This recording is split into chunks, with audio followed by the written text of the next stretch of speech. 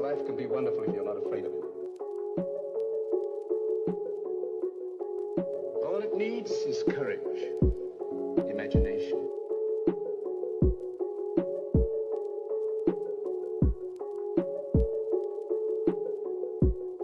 What is there to fight for? Everything!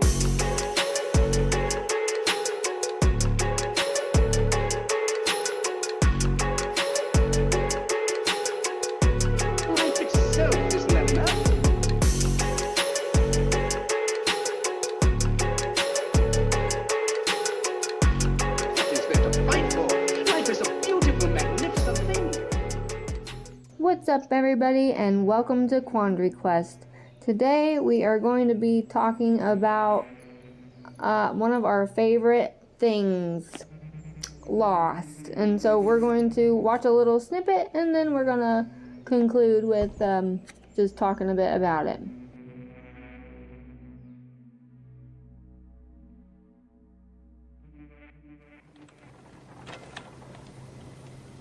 So how's the drink? It's good. That wasn't a very strong reaction. Well, it's not a very strong drink.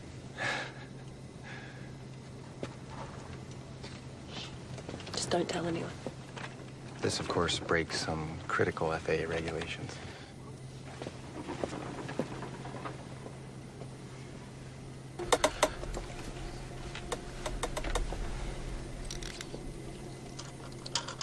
Are you all right, sir? I'm good. Ew. Thanks. Can I No, get you a water? I'm fine with Fine. this, thank you. Thank You you. safe? Can I get you anything? Cocktail? Soda? Please? Just coffee, sweetheart. Come on. Coffee, sure. All right. You look worried. I'd be worried too, I was you. But you gotta stay positive, kiddo. You know, there's always that off chance that they'll believe your story. I know I sure do. I don't care what you believe. Oh, I know that's true. That has always been true. You sure you don't want some more juice? Excuse me. Sir, excuse me. Guess you really had to go. Yeah, I'm sure. Sir, excuse me.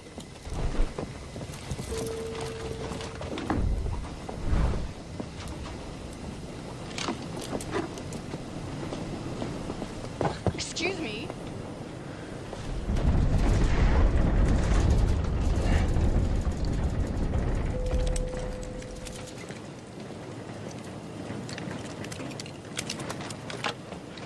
Ladies and gentlemen, The captain has turned on the fasten seatbelt sign. Please return to your seat. It's normal. Oh, I know. Just never been a very good flyer. My husband keeps reminding me that planes want to be in the air. Well, he sounds like a very smart man. Be sure and tell him that when he gets back from the bathroom. Even literature. Popcorn. Why isn't it literature, Adam? I'm dying to There's know. no metaphor. It's by the numbers, keep you religious company until he does. No It's metaphor. science fiction. Now I know why Ben is. Excuse me? Just a minute. I know the host picks I'm gonna things have to up, but ask you to open the seriously, door, Julie, please. you wouldn't read this in the damn bath.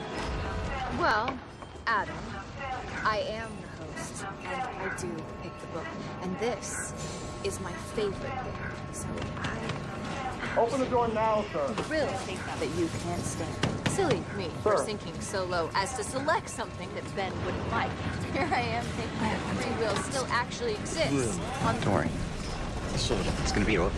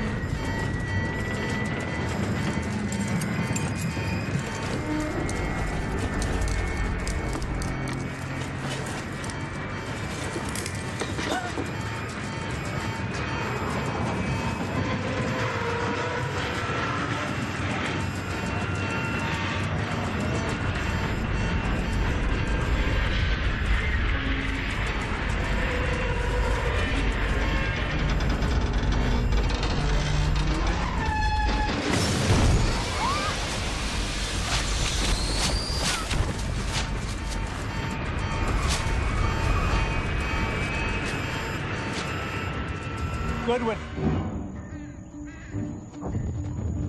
You see where the tail landed? Yeah, probably in the water. You run, you can make that shore in an hour.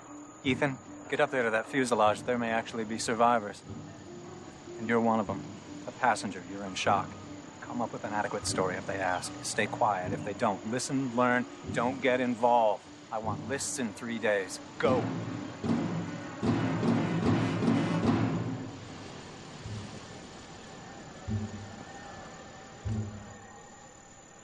So I guess I'm out of the book club.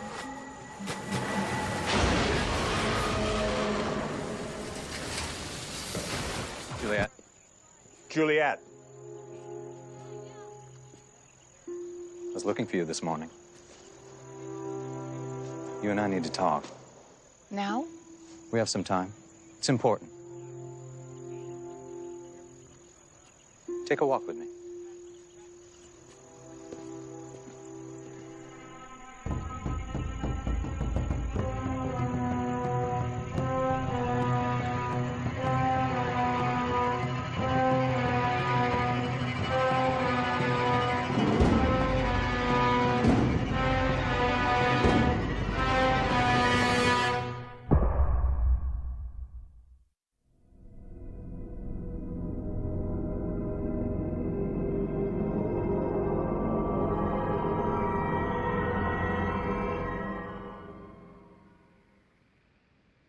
So, what'd you think? Did a good job. Isn't that neat? Yeah. I love being able to see all of the things that are happening at the same time. Why is it that we like movies and all these things, these shows that are basically like everyday life, and we watch them? Like our life isn't as interesting. She's gonna get rubbing up on that. I don't think it's everyday life. That's the thing. It's the situations. The situations are nonstop. It may be everyday life situations for some people. Cuts out all the dull. It's all It's very edited. It's cut in a way that all the interesting parts are, for like in the foreground, and everything else it's insinuated is not shown. Right, like, they cut out all the doing the dishes. Right. And This person has a struggling life. They're maybe not doing the best at school. Maybe that this person, this is their love of their life that they're with. You get all these emotional things, but in a very edited way, because nobody wants to see you and the love of your life sit there and watch a whole movie next to each other. Yeah, you all don't the want to in-between. see, the person at school struggling and doing It's all the their highlights, homework. basically. And anything that needs addressed before those highlights, or during those highlights, or after those highlights, whatever the case may be, those things are montages. If they're boring things, it'll show you Right. a brief cut of those things, like, oh, this sucks, look, they had to do this, this, and this, and they'll show it in a short time frame. Show it, look, that was their process, and then they'll get straight to the good stuff again. Yeah, Any true. processes, any in-betweens that they do decide to show are put in the montage, so maybe it seems a little more interesting, 'cause it gives you a why, or a how, or a reason as to what connected, the previous interesting scene to this scene. Right. It gives that necessary fill-in in a more interesting way. Yeah, because I feel like that's a big question for life anyway, is why something happened to make something else happen, and what is linked. In life, we really can't link one thing to the next, but in shows and movies, you see what the cause and the effect is. And That's interesting that you said, because you said link, how it's linked in, and I was like, Linkin Park, Mike Shinoda wrote a rhyme that wasn't published. It was an old version of the song. In the end, he goes, what is it? The journey is more important than the end or the start. I remember you saying that once upon a time. Yeah. Yeah. And what it meant to me will eventually be a memory believe of the that. time I tried. Because, so the start hard. is the same and the end is the same. Yeah. We are born and You know we die. where We you know were, what's gonna you know where you want to get, but the journey through it, that's the interesting happen. And part. it's funny because that's what everybody is trying to rush through all the time. Yeah. The longest part of your life is the journey. Yep. You want to rush to the end is very short. Yep. That's what Sadhguru, he says, like, if you want a long life, do nothing. Because sad hours seem long. Like, if you're bored, it feels like an eternity. But when you're enjoying yourself, why is it like that? I wish it were the opposite. Time flies. Yeah, I wish it were the opposite, because you're not thinking about time, you're not conscious of it, so it just goes right on by. But when you're conscious of time, Well, man. then don't wish for it. You know, that's one of those things. It's like, if you know that that's the thing and it's a physical thing, it's something that you can mentally do. And that's really the key. You don't have to wish, you just have to practice the repetition of being in the moment instead of letting the moment go by you. The hard part. That's the hard part, absolutely. But it's a conundrum. But there is a solution. It's just getting there. It's doing it. It's following through with it. That's the hard part. Well, it's a conundrum, because in thinking that it's hard, it makes it hard. So it's like a fucking cycle. You have to anything that you desire, you have to just know. You can't think it. You just have to know it to be true. Live that way. Obviously, that doesn't mean live like you're rich and go spend all your money. That would be dumb. But act like you're rich. You don't have to spend money to feel rich. Feel it. You don't have to actually do all the actions that you want to be doing when you finally get somewhere, but you can feel like you are. Make it real in your mind. Yeah. It's not about the real physical part. Spending money ain't gonna make you rich. Fake it until you make it. It's thinking, oh man, I have all this. I have everything I need constantly. Yeah. Yeah, they basically say that you just need to act like it already is. Yep. Manifestation, and that's great, because manifesting, there's a lot of that in Lost as well. Yeah. Yeah.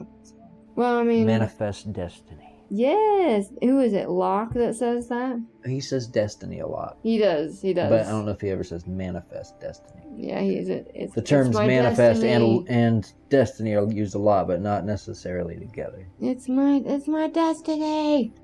Yeah. So, on this episode, we were just going to kind of talk over some things about the wonderful show Lost, and this might be more of a series. We'll probably have other parts rather than just this one, because there's how many episodes? 122? 123? There's a lot of episodes, and granted, we're not going to go through each episode and pick them apart individually, but that's a lot of stuff to think about and go over, and a lot of intersecting storylines, and just so many things happening all at the same time with so many different characters. It's a large cast of people that are on this show. And so he's going to kind of take the reins, and, you know, he is the Lost expert, the resident Lost expert. I wouldn't say expert. There's a lot of things that are still... He's being modest. No, there's he knows a lot of stuff. I know a lot of stuff, but there's still a lot of stuff that I don't. He knows a lot more than the rest of us in this house, and most other people as well. So he's going to guide us on this journey today. Well, I wrote kind of a summary of it. It's on a mix. It's going to be all cut up and stuff, because that's okay. I didn't finish it. It was more of ideas. So if I pause or try to rethink, we're free balling. Well, free balling, huh? Not freestyling. No. Free flowing. No. Free balling. We're free balling. You get straight to the crazy. Yep. All right. Lost. What is it? Well, it's a lot of things, but we'll cut it down to two of the most obvious, as the rest play all into each other anyway. It's all connected, and that's a huge theme. The first story being that it's of many people's individual lives, and how they had great struggles, many which were seemingly unsolvable, and ended up desperately grasping at straws shortly by the time their flights from Australia to LA were a thing. Right. So by the time they got to LA for some reason or another, whether they were already struggling or not by then is irrelevant, because by the time they were leaving Australia to come back, every single one of these characters were struggling in some way. And you'll find that there's other characters too that weren't even on this flight, that, you know, by other means of transportation or whatever, they were also struggling before this series of events. That's life. It's known as the story of Lost. So the characters are culturally diverse, and all ironically have had their different obstacles and challenges in life that ultimately brought them here on this island together. Their flashbacks to their issues provide insight to why they are the way they are, and also helps bring unexpected missing pieces of the grand puzzle together that we come to know as Lost. They are very dynamic characters. You can't pinpoint one emotion or thought or idea towards one character because they're always growing. They're always people. growing. And that's the thing too, like sometimes they grow for the better, sometimes they don't. Right. Sometimes there's something big, some desire that shapes what they do and it ends up screwing them or someone else over. Yeah. And that does happen quite a bit. And that's a twist in itself. You don't expect something because of this person's character. What they're used to doing isn't always the case. There's so many twists and turns in this, not just what happens there, but who it's happening to or by. Right. That's what I love about it so much is that they're so personable. I feel like you could really know each of these people in real life. They have all different sides that you see of them. It's not just like this person's an angry person. This person's just an emotional, sad person. That's the way they open it, you know? What, each person being in their own little They slot? make you feel one specific way towards each person so that Right. they can open that up later and be like, oh shit, that's not what I expected. Like Locke. The first time, it was so jarring the first time you see Locke, and you think that he's a weirdo because he smiles with the orange peel in his mouth, and it's right after the accident, and you're just like, who the hell is this guy? Why is he doing that? Acting like a weirdo. And the music that they play at the same time is kind of like off-putting a little bit to make you think like, oh yeah, what is going on? This is strange. Yeah, they do that for a reason. Right. It wasn't during the orange pill scene though. It was at the end of the episode when he was sitting there on the beach and he's just looking at the sunset and the camera pans around him and he's got that scar down the eye that makes him ever more menacing. Right. It looks like Scar on fucking Lion King. Yeah, that's what I always thought too. So then you immediately, I think, you're meant to associate that with like villains, and then with the music, and so they're like, ooh. What eye is it? Do you remember? It's his left. His left eye? Pretty sure. I could be wrong. I could be wrong. It's interesting because now that I think about it, it's the way I'm imagining it, but Odin gave his eye. I can't remember if it was his left or his right. For wisdom. That's why he has an eye patch. He exchanged it for wisdom. Interesting, right? Yeah. Because in Thor, how Anthony Hopkins always has that damn eye patch. They never kind of explain why he has an eye patch. It's because, he exchanged it for some type of wisdom. And I can't remember if it was his right or his left. But wouldn't that be interesting if it would, corresponded with that?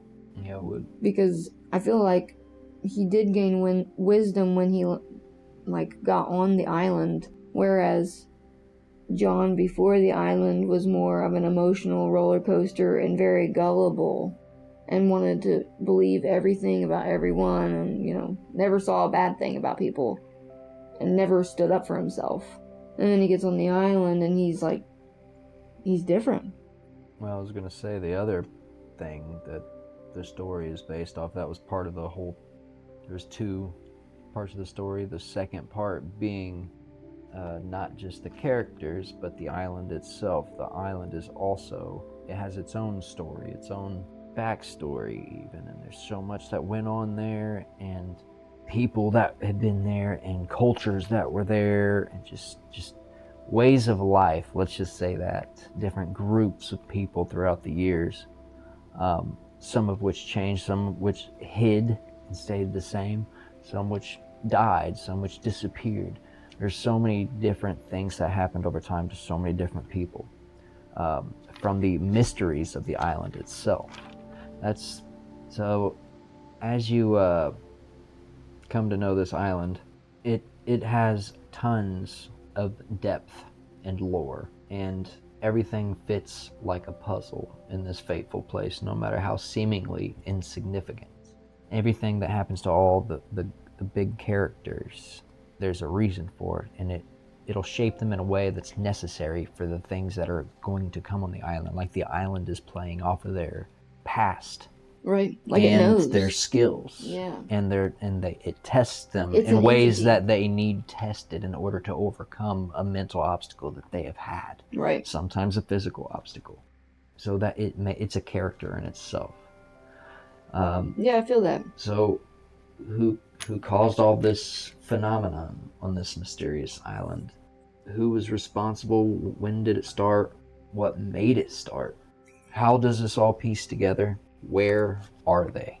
That's so funny. Lost. I have that. That's the only true answer. Yeah, that's what I have written down. When is it? Where is it? Is it based on an actual place? Yeah, there's a lot going on with Lost. There's a lot of sci-fi aspects as well as dramatic, historical or real events that kind of play into at least things that they talk about. Yeah. A lot of the stories they tell are based off of things that actually happened. I wonder, was there really a ship named Black Rock, or were they trying to? I'm give us sure. a hint of It's something history else? you're talking about, and all the hundreds of thousands of sailors. I'm sure somebody picked such a simple name as Black Because Rock for the ship. the names of the characters, But- like John Locke, he was a philosopher and Yeah. physician. But- Jeremy Bentham was a philosopher. So Yeah, there's a lot of those. A lot of And philosophers both of named in them, there. ironically, never married. Who? Jeremy Bentham and John Locke. Yeah. They never married and never had children, just like John Locke. Well, and he Ben. tried to. Yeah, he tried. Poor guy. But there's a lot of different situations that go in here. We'll say focus on the first season for now. Yeah. Yeah. So it starts, they're crashed on this island. Everybody, as she said before, kind of has their own way about them. And you start to learn that real quick by the way they treat each other, the way they talk to each other. You start to see in their kind of demeanor, how they carry themselves, what their beliefs are, and where they're from. It's all kind of outlined within the first, not just season, but each episode. You feel more and more strongly attached to these people because their stories they resonate with so many everyday people. Now, most of them have things that are happening within their stories, if not all of them. That is obviously not going to happen to the everyday person. Almost every character has something happen that's like, oh shit, most people don't have to deal with that. So everybody has something. It's not just like they have bad anxiety. No. Okay? It's not just they're depressed. No. There's something that roots behind all these emotions like that. It's one Drug big event that addiction. actually caused some sort of trauma. I'd say they all dealt with trauma, and the island was their medicine. They needed to overcome it. Right. Or at least to get to start treatment. They didn't always overcome it, unfortunately. Yeah. Whether or not, it was a medical issue or drug addiction or, just learning to let go, like Jack. The island is a test of what's truly important, what really matters. That's what it's about. It's these characters going there and going through even more struggle than they ever had to come over a hump that they previously had before they were there. Right. It all lines up. Like maybe some so-and-so couldn't, didn't know how to talk to people before, getting to that. This doesn't actually happen, but this is just the synapse of it. I say synapse. That's not even what I meant. That's the firing in your brain. Yeah, I'm thinking as I'm saying it, like, that sounds retarded. Synopsis. Sheesh. At least I knew. And I even knew the word and everything. You paused. Yeah, I had to think. My brain broke for a second. But say somebody was off the island and they could never talk to people. They were super shy, or they didn't want to come in the house and they couldn't, do this. And then somebody finally convinced them, like, hey, if you want to go to this place, then you're going to have to get on a plane and be near all these people. And that's the worst fear they could ever deal with her. That they were drug on there anyway, because that was their only, maybe on the plane they were even out of pocket and they were like, just constantly looking at their phone and had earplugs on, maybe put their blindfold on quite a bit. They wanted to pretend like they weren't around people at all. But then the plane crash happens. Obviously they don't have earphones anymore. They're stuck with all these people and they gotta sit there and feel awkward for weeks on end until they slowly start talking to somebody and start to realize, hey, I need people in my life to survive. Yeah. That's the kind of morals and the changes that these people go through. I feel like you're describing Shannon. No, because she still talked to people. She was just a bitch about it. There's a difference. Yeah. Well, She did it to get what she wanted. It was a greed thing. It was Yeah. a She's I'm for selfish. myself thing, not a I'm shy Yeah. and just internal thing. I have a couple of my least favorite characters, and she was definitely up there on the list just because of how selfish she is. She goes through some changes for sure, and that's one thing I love to see is like when people grow, like the dynamic. That's the great thing about the characters. Yeah, the fact that most of them, I would say, do improve with time. Most of them, or at least you find out why they do what they do, and it makes it like, okay, I get it now. Because sometimes you just don't understand why people do things that they do, and it's just stupid. It makes you, they make you try to be okay with it. Like, deep down, you know how these people are for the most part, but then they make them more human. Like, oh, they have emotions. They were sad. They were hurt at one point. They were scared.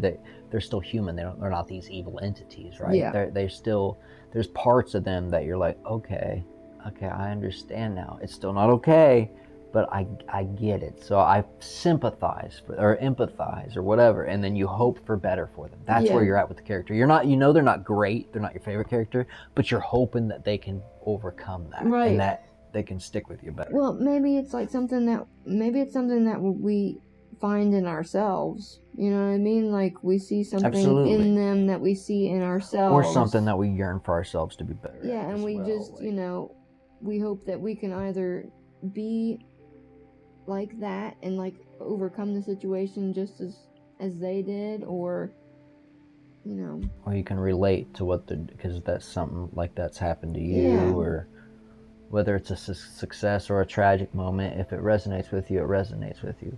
Your strongest emotions are the ones that stick with you. That's why negative people stay negative and positive people stay positive. If they've had a lot of positive things happen or have gone out and sought a lot of positivity and return with that, that's where the memory's going to be. Whereas that one thing that's bad, it could just be one thing, and all that positivity is horrific, they're not going to see anything else but that for the rest of their life. Yeah. So that's where that roots from. Yeah, some people get stuck in that, for sure. So it's dealing with that too. It's just seeing like, oh man, they're bad because of this, but you don't know all the good that they did, or that they were, or that they tried to be. Yeah, that's why I don't like when people label somebody as one bad thing. Like, oh, they're this, they're racist, because people want to take one thing and that's what you are forever. Yeah, that's what you become forever. It goes both ways. It goes both ways. They negate all of the other stuff that you do. Goes. Yeah. How big that impression is. Yeah, one thing, it really does stick with you if you do something. And I think that's a point in PR for celebrities, to try to draw your attention from this thing that happened. Right. No, don't look. They weren't on a bender last night. Just slapped the shit out of this person, but he's making a new rap album. Right. He just got an Oscar, guys. Yeah. That he had to give back. But yeah. For instance, like you could be the most considerate person in the world, very nice, giving. Maybe you're known for going through all these locally through all these restaurants, and the person that's in line in front of you, you stop them and you pay for their order, no matter how big it is. And people are like, man, he's a pretty good person, but nothing like overly crazy where he's like super popular or famous or whatever. They really appreciate him. Then one day at work, at his job, somebody does something. He's been holding in this fucking frustration for so long, and he can't get it out, and he just tries to pay it forward to people all the time, but he can't hold this much longer. Feels like no respect or attention is paid back, and he flips out because somebody rubs him the wrong way and maybe kills him. Right. Okay. Then he's a murderer. No, he was never a considerate person before this, but suddenly he's a murderer, and he's a murderer for the rest of his life. Yeah. That one bad thing, because it made big enough impression, it huge emotions attached to it. Nobody else will ever see the good things he did ever again. Right. Even if he did it every day for 20 years. Yeah. Yeah, because I mean, even when people serve their time and get out of prison, they still see them as an ex-con. Helps hundreds of thousands, maybe, of people. Maybe not that much, but a lot. Kills one person, and he's a murderer. Yeah. Yep. I mean, now, not that murder's right, but it's just a perspective thing. Yeah. Obviously, I don't condone that at all. That's just, you're just showing an extreme example. Yeah. Yeah. You do one thing, and that's what you get labeled. So be careful what you do, because that one time may be all that it takes to be labeled with that one time. Yep. Yeah. So think about that. drastic things. But, these days, it's like the anti-hero is in. And I feel like a lot of the Lost characters, with the exception of a couple, like Jack is probably the most heroic out of all of them. Jack, John, of course, But I feel like there are a lot of anti-heroes, mostly. And then I got to thinking, I'm like, I suppose we all would be, really. Because we do things for ourselves a lot. We don't even realize it. We're like the anti-heroes of our own reality, our own world, our own life. We put ourselves in these situations, these struggles, and these successes. Yeah. So we're good, we're bad, we're in it for ourselves, trying to figure it out. Yeah. So, be the anti-hero of your own life. Embrace it. So, where to next? I know that we were talking about before with all of the crazy things that they mentioned in Lost, like Black Rock, like the magnetism. Well, yeah, I was going to say, let's start. I basically kind of explained flashbacks in a way. So every episode is a backstory on another character. Yeah. So episode 1 and 2, maybe? I can't remember. I want to say they dabble into different people. Yeah. By the first few episodes, you know what happened, a general idea of what happened to a lot of the characters on the flight. But then you learn more about their characters later on. So, say the first episode, for instance, would be Jack, I wouldn't say the main character, but definitely one of the main characters. Yeah, I'd say he's not the main one of character, the leading men, but for sure. Yeah, there's a lot of leads, and that's the good thing. A lot of story to tell. Right. And there's some characters that don't even seem like leads at first, and they take a foothold, and then like next 3 seasons are like super big characters. Like they start as a background character, and they end up getting like, it feels like promoted, you know what I mean? Right. Like holy shit, you're seeing them a lot now. Yeah. And I like it when they do that, because you don't expect it. It's just kind of out of the blue. You're like, man, you keep thinking to yourself, like, I like that character. I wish they were in it more. And the next thing you know, they're popping up and doing all kinds of shit, and you're like, this is awesome. Right. Like Richard or Desmond. Yeah. Yeah. Like, you just start seeing them a lot, and you're like, this is awesome. Yeah, I love both those characters. I was thinking Boone, how at first when he's just running around, you don't think he's going to be anything, and he's just helping everybody. Yeah. Oh, you got a pen, like looking for He he's wants a to help. do-gooder. He He likes to help. He really wants to be wanted, because, well, he's not wanted anywhere else, basically. He wants to do something. But I guess we can start by, like, how I was saying, how everyone had an issue before the island. Yeah. We could run through those. Sure. So, you're leading. Jack is a doctor, and he is recently divorced, also dealing with his dad's alcoholism. As a kid, he didn't get along with his dad very well because of this, and his dad was extra hard on him, probably trying to make sure Jack would grow up and be responsible and tough and be a doctor too. Oh yeah. Right? Well, Daddy must have been happy, because Jack did end up as a doctor, and still under the pressure of his dad, even though he's a grown adult now. Yep. He questions everything. He considers his dad in mind before and after he does something. He really wants to make his father proud. Well, essentially, the Lost story starts with Jack in his flashback trying to find his dad. His dad had left because Jack did something. Let's not go into details yet, because that's later on you find out that gets his dad fired. And so his dad leaves the country, goes to Australia for some reason, and that's how Jack gets there. Remember, they all end up in Australia. So this is why Jack is in Australia. He's looking for his father.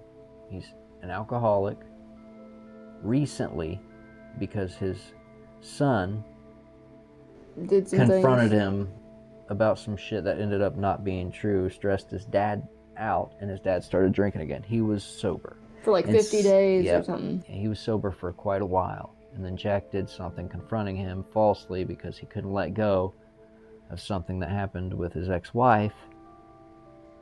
and it put a lot of pressure on him, so he felt like he had to get on his dad about it. His dad freaks out, leaves the country. He felt guilty. Yeah. Whether or not he was responsible or not, but the fact that his son The could fact that he was accuse on him. alcohol again and got fired because he was on alcohol, that would make Jack feel like it was his fault partially by that point. Oh, yeah. And so I'm sure he was already dealing with that, a bit of grief. He's like, man, my marriage is gone. My dad left the town and when he wasn't drinking, all because I couldn't, you know what I mean, talk to him like a fucking adult. I couldn't just, let go. I had to accuse him of something, and now I got to sit with that guilt that he left, and I have to find him. Yeah. He has to find him. His mom's on his ass about going to Australia and finding him. Well, I think that's one thing. Oh shoot, I lost my train of thought. You go ahead. All this pressure on him, like I said, he's already got those things going. He's feeling like shit because his dad left because he was drinking during the surgery. Yeah, bad. Jack told on him because, he's a do-gooder. Yeah, there ended up, being a death that seemed unnecessary to Jack. Jack tried to fix it, he couldn't, and then so he felt responsible for that death too, even though he didn't start the procedure. Yeah. So he's got all kinds of emotions going with that, and then he finds out his dad was drinking, and so he throws his dad under the bus, like, well, it's basically his fault, and even though it was, obviously Jack would still feel bad about that. Yeah, he shouldn't be drinking and doing surgery. So, in shame, he leaves the town, and Jack has to go after him. He's been gone for a while at this point. He gets to a hotel, and apparently his dad hasn't checked in for a while. He starts to get worried, gets a call from the morgue, and identifies his dad. He had alcohol poisoning. He drank himself to death. Is that how he died? Literally drank himself to death. Oh, I didn't realize. I thought he had a heart attack or something. He died of alcohol poisoning. Damn. Or if he did have a heart attack, it was still from the alcohol. He died from the alcohol. Sheesh. He's fucked up and then died. Left his prescription meds in his wallets in the hotel room. They're like, we haven't seen him for a while. Yeah, I want to say they found him in the alleyway, probably behind that bar or something. Oh, that's awful. After he talks to Sawyer and Animal in that little bar, he's like, let's drink ourselves silly. Well, he did. Yeah, he did. Yeah, that was the last scene you ever see him alive. Oh. So he went back in the alley and probably died. That's so sad. So that's where the story starts. You don't get all that backstory. All that backstory is later, split up between a couple episodes. This is the stuff they don't tell you immediately, but it's still within the first season. These are the kind of story jumps that you'll do. You'll know that Jack's father was dead and that he's looking for his coffin on the island. But you won't know how his dad died. You won't know the relationship and how it all started. You wouldn't know all that until episodes later when it gives more backstory on Jack. It'll loop back around and tell more of his story. But in the meantime, they make you hungry. They tell you just enough that his, dad's dead or whatever, and that he's transporting him. You don't get the rest of the information immediately. And then it'll go to another character, and it'll give you a little bit of their information.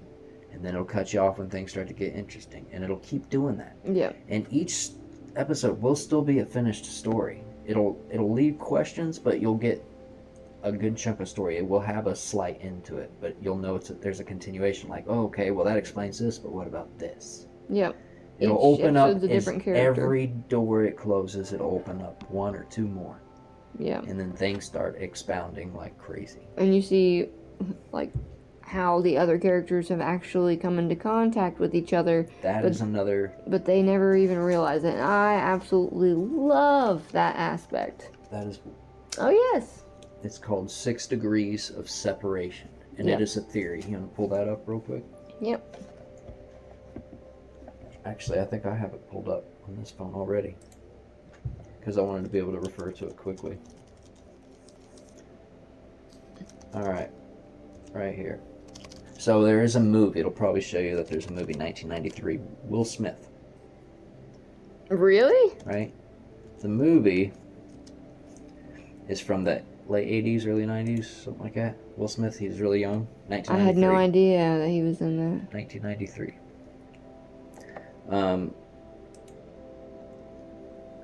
Privileged art dealers Flan and Oisa, I don't know, I've never seen the movie, are hosting a dinner party when Paul, or Will Smith, a blood-soaked young man, arrives on their doorstep. He claims to be a friend of their Ivy League children and charms his way into their house.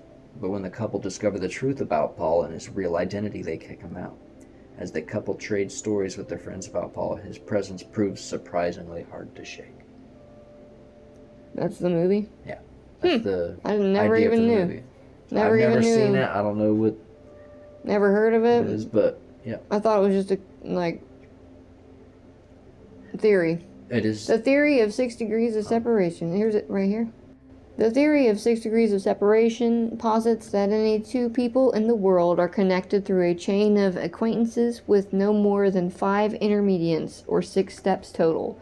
Coined in a 1929 story and populated by a 1990 play, the concept is supported by social network research, which shows how these short chains form in human connection networks. I was like, I thought it said popularized, and it does. You said populated. I was like, populated. Wait. Oh, popularized. It was done by all the people populating the play. Populated. But yeah, it's funny because remember they did 6 degrees of Kevin Bacon? Yep. To figure out how everybody, like... was connected to Kevin Bacon. Connected, and he thought that was... He did a whole TED Talk about... he thought it was going to be like some messed up thing, and he actually ended up loving it. But yeah, so we are all connected through the 6 people that I know, the 6 people that they all know, and then they all know, and they all know. It's basically like Pay It Forward, but half. Yeah, you know everything through a minimum of 6 people. Right. It basically saying at 6 is where they draw a line. You might know Tom Cruise directly. Right. And you might know him through 6 people, but you would not know him through any more than 6 people. That's what they're saying. At most, 6 people will get you to anyone in the world. So I know my friend John, and John's mom knows a guy named Dan Kruger who works at a warehouse, who is actually nephew of an 80-year-old man, Tom, who was best friends with Tom Cruise in high school. Yeah, it just goes... Boop, Up boop, to boop, 6 boop, boop. people. Yep. So either directly or through a maximum of 6 people. Well, isn't it like... It's basically... It looks like it's like a tree. Oh, they have it kind of drawn out there-ish, kind of, sort of. Yeah, it's like a tree. It just branches out. Yeah. I know 6 people. Those 6 people that I know, they each know 6 people, and so on and so on. It's just crazy. Well, it has nothing to do with that. It's not 6 people. It's just through 6 webs. You get there by 6 webs later. Oh, I thought it was... It could be 1 to 3 people. And then one of those 3 people to just 2 people. But So through there- 6 different lines you would get there. yeah, So it's okay. even more crazy. Right. It did say 5 intermediate. So what I'm 5 saying? people in between you. Yes. And Not you groups know, and groups and groups, but even crazier. Like So through a closer. maximum Of 6 people total. That is a crazy thought. Which it still kind of makes sense, you know? Like that's because one person, it's trying to tell you from that diagram, it's trying to say, yeah, you're one person, but you know all these people, right? Right. And then those people all know these people, Yeah. right? And so it branches out your possibilities that's true. to get to know them. Yeah, because look, it shows that this person has 4, and then that would be And the then they second. know them, and then they know them. Right. And then Up to 6 people away. Yeah. Very interesting, very interesting. I would love to see the 6 degrees of Kevin Bacon too, though. But I love that they have that in Lost, because that's one of my favorite aspects about life. I've said this before. All the connections. Yeah, I've said this before. Like on the last episode, I talked about the Benjamin Button scene where like the shoelace and the delivery person and like everything. The dude stopping for coffee and a delivery truck and this and that. And if any of them hadn't happened, like you know, we all affect each other's lives. It's just a giant web.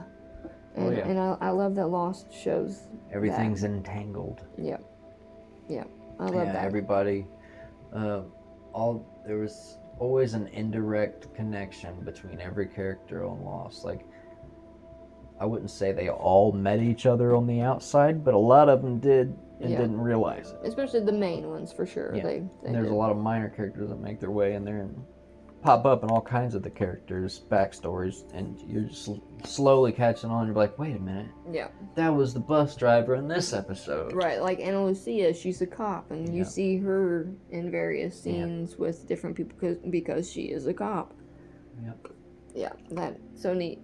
Yep. It's a small world phenomenon. The theory highlights the interconnectedness of humanity, proposing that despite the vast number of people on Earth, social networks are structured in a way that allows for surprisingly short paths between any two individuals. The connections are based on relationships, acquaintances, knowledge rather than genetic ties. While initially a philosophical idea, empirical studies have supported the theory. A 2008 study of billions of electronic messages by Microsoft found the average separation to be 6.6 degrees. 6.6? What's half of that? 6.6. Yep. Really? Yep. Why does everything come out to 6? Like, the speed of the freaking Earth through the galaxy, or the speed of the Earth is like 66,000 miles an hour or something. There's a lot of 666. There's a lot of 6s. Yeah. It's weird. A 2001 study of the internet by researchers at Columbia University found a similar average path length of about 6 steps to reach target individuals across the globe. So 2 things corroborated it.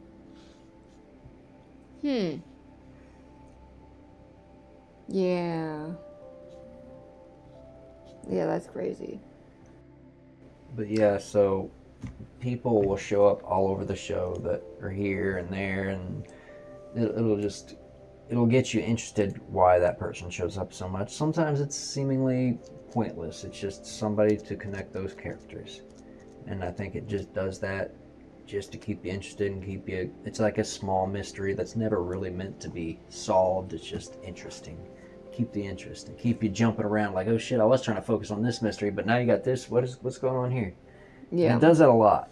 Right. In the middle of solving something, it'll throw you another riddle, and you're like, son of a bitch. Yeah, I feel like the first season is a lot of questions. Just shoots a lot of questions at you, and then the next, like, few seasons solve those questions or add more onto them, but they Some slowly... aren't, there are big ones that aren't solved till the end. Yeah, like they bunches slowly, of big ones. you know, I say solve them. season 3, it starts picking up the pace with solving.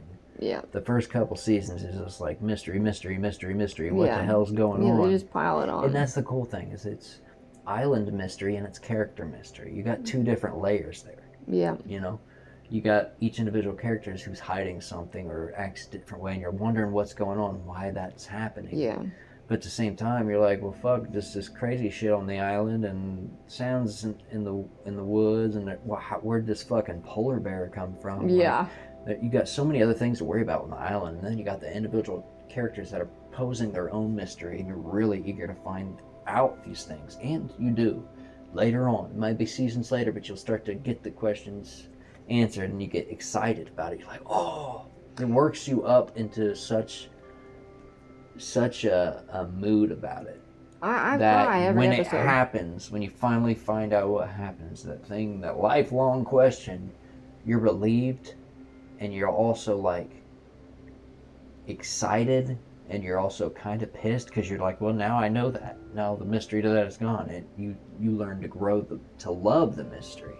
And so once all the mysteries start to come together, you're excited, you're really like, ooh, part of it, you're loving it, you've been waiting for this, but then it's like you just ended something, you know what I mean? Yeah. And so you're like, fuck. And then when the actual show ends, then you're really upset. And you're like, can we have a good one? Because I know if they do this again, it's going to be shit. Yeah, so it can won't be you the just same. give me something good? Just something really similar to this would be great. Maybe Lost, and there's a whole new island. or you know what I mean, like, or it's a whole different time period. right. There's like all kinds of There's a lot of stories side they could story. add There's to. a lot of spin-offs they could do. Yeah. Without ruining the original. My question is that the mother from, you know, Forever, what civilization did she belong to? With Yeah, her, I know. I always thought you about know? the beginning. Yeah, like Sumerian or like what civilization, Babylonian or something, because it was a long time ago. That's another thing, is that they travel way, way, way back, and they show all different kinds of time periods, like the BC era, the 1940s, 50s, 60s era, with the bombs or whatever. You're jumping way ahead. I think it would be over like here. 40s, right? They show you all kinds of different time periods and like incarnations of the island at those moments and stuff, and who's on them. It's more than just the base people.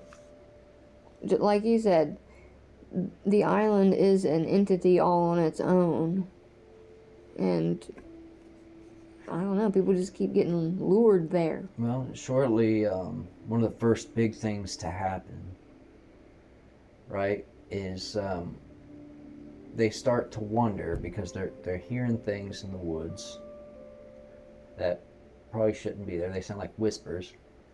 They're starting to see things like when I mentioned polar bear, that's real. That actually shows up on a tropical island, a Right. fucking polar bear, and you're really flabbergasted and confused to what the hell's going on. All they're doing is taking a trek, trying to go get a transceiver signal from the plane crash. They had to go this plane crash and end up getting attacked by some big beast that's out there. They don't even know what it is, but it's chasing them down. They get back with the transceiver unscathed, but a pilot is killed. And so they're like, okay, well, we need to, it's broken. Saeed, he's really great with telecommunications. Oh, yeah. And he was in the Iraqi war. He fixes it with laptops and other various things that he has around him, but he can't get a good enough signal from where he is. So they decide to go on a trek up a hill. And they keep turning the radio on and off. They get in a small bicker fight about turning it on too often and not enough, and they don't want to miss something, because one guy's saying, hey, we should be checking this frequently so we don't miss the spot. And the other guy's yelling, well, if we check it on too frequently, the battery's going to die. So we have to be decisive when we check it. So Yeah. once that battery's done, it's done. Yeah, no charging it on the island. So they finally get to a point where they catch a frequency. And it's all crappy until he tunes it right. And then he starts to hear what are numbers. And they're weird numbers. And then it turns out they're an iteration. These numbers are repeating and counting the number of times this message is played. Can't remember the exact number, but say the electronic voice guy, whenever they find the frequency and that's the voice they hear, it's going 7, 1, 2, 3, 9. And then Iteration. And then he's like 7, 3, 2, 4, 0. So he's counting up. But in between him saying that string of numbers, there's also a woman talking. And they get excited thinking, okay, there's somebody nearby, there's somebody on a boat coming. Then they realize it's been playing over and over again. It's just a message. It's a pre-recorded message from a French woman. Luckily, one of the people there knew French. So she translated the best she could, and it basically said, they're dead. It killed them all. I'm on the island alone. In French. The guy, listening to the numbers still, is like, what the hell? This next number, that puts it at, okay, the message is 30 seconds long. So if I consider that versus the number that this guy is at, since he's counting one number up after every time he says this. And how he can count all that in his mind. So he's 30 a seconds genius. times that many numbers that were said ended up being recorded 16 years ago. That blew their minds to begin with. And she said on the island alone, so they knew it was on that island. So she was on there for 16 years, and the distress signal was still playing. So then they're wondering, is there other fucking people on this island? Then they're wondering what the hell she was talking about. And why nobody has found her after all that time. And then they're worried for themselves, for real, at the top of that damn mountain, like, are we stuck for good? That's everybody right at that moment starts to lose hope. Like, yeah, what it's like the blood fuck? chilling. Yeah. Because the first time you hear that, like, it killed them all. I'm like, what did? And what does that even mean? And the fact that she's been there for that long and it's still going. Yeah. They're like, that's it. We're done for. And that's the thing. She said it killed them all. And they're like, what killed them all? Well, that's that beast that chased them through the woods and killed the pilot, like I was talking about. And they get out of there with that transceiver, you know? And then that's when she's talking about that. So that's what she was talking about. It killed them all. It's the same thing that killed the pilot. So it's got this mystery freaking monster, beast, whatever, that nobody knows what it is yet. It doesn't really show you anything for the first couple seasons. You're just trying to figure out what the hell this is, why it's there, all the ins and outs of that.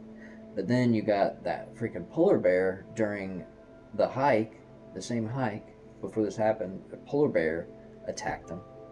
Luckily, they had a gun. They shot it. And they're asking where the hell this polar bear came from. So already it's opening so much shit. It's not quite sci-fi yet, but it's very drama. And a lot of openings to a lot of twists. A lot to get you going and want to keep you watching. How the hell did a polar bear get on a tropical island? Right. So why are they there? And who was there before them? Are there other people there? It seems like there might be. There's something going on there. Yeah. So that opens up the whole topic of the others. The others? The others. They start to find out slowly that they may not be alone. They get a manifest, a plane manifest. They want to learn who everybody is on the plane. They're like, if there are other people out there, we need to know who everybody is. Yep. So they go around. They have the plane manifest. They start taking names of everybody's, where they're from, what they did. But just real simple stuff. They get to a guy named Ethan. He starts taking his name. He's from Canada. You know, he's been helping a lot around the camp. They found a series of caves, and he's helping get stuff for the caves. He seems decent. He's decent. I mean, to them at first, I didn't like him.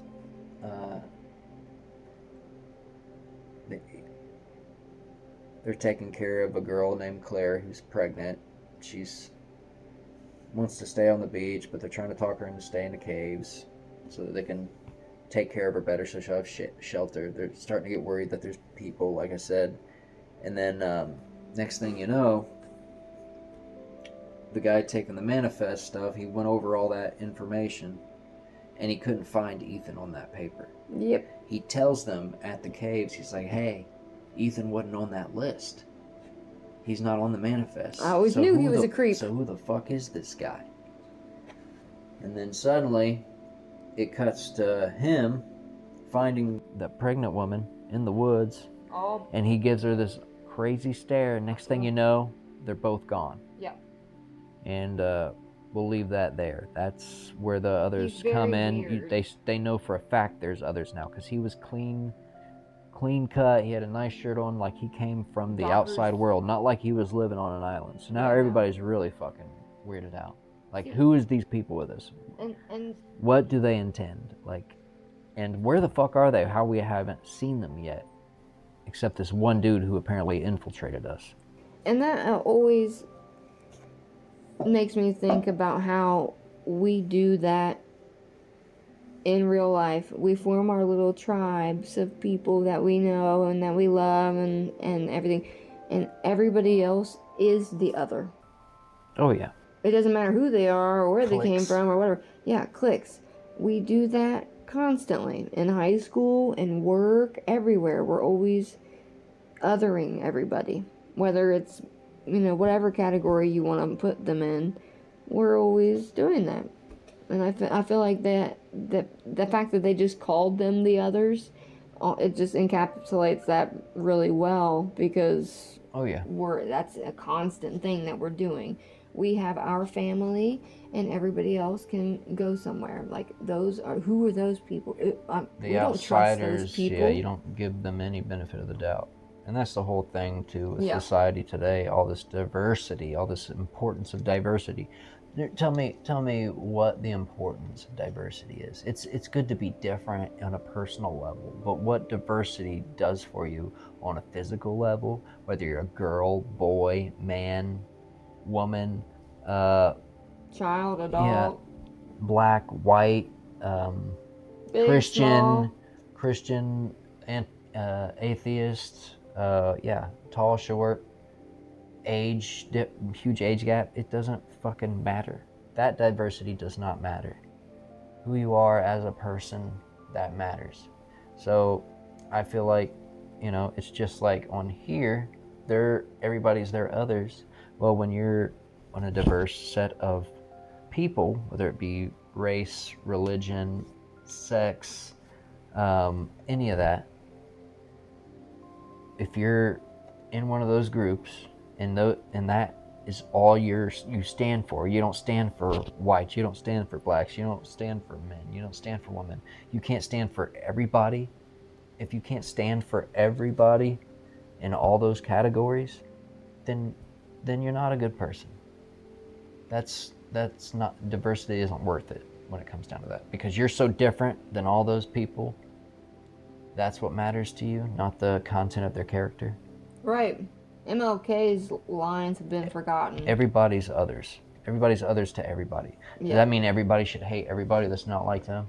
No, they just want everybody to be cookie cutters. You got to be like, I only like you if you're like me. Yeah.